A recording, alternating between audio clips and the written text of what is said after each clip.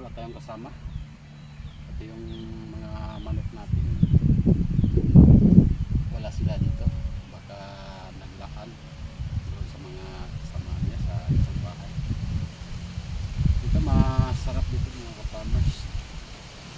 Kapag ganito, weekend, dito tayo tumatambay. Farm.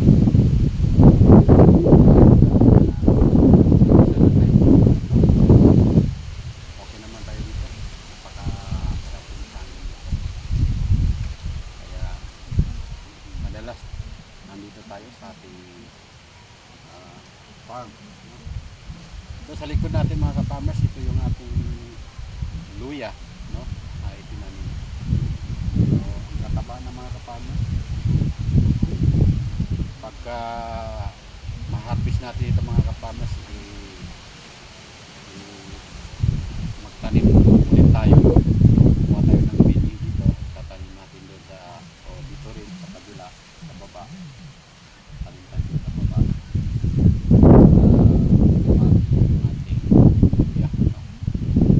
Maganda mga ka-farmers kapag nagtanim tayo ng luya mga ka-farmers, binubukan ng maayos yung lupa natin. Taas natin. Katulad dito mga ka-farmers, napakaganda buhay ng ating luya, no?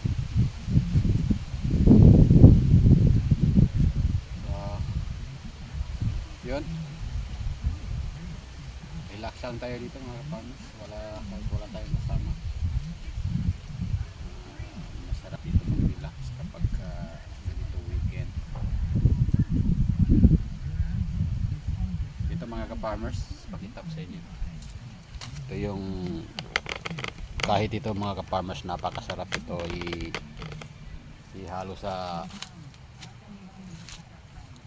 ito yung talbos nito, talbos ng kasabaog ito yung kanyang talbos. Napakasarap ito ihalo sa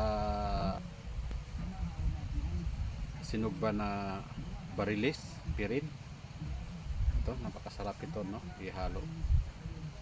Napaka sustansya ng vitamin ito mga ka-farmers kapag may kasamang sinugba na barilis, kahit anong sinugba, no? Sinugbang aluan, napakasarap ito ihalo. Ito yung itinanim natin dito. Okay mga ka-farmers,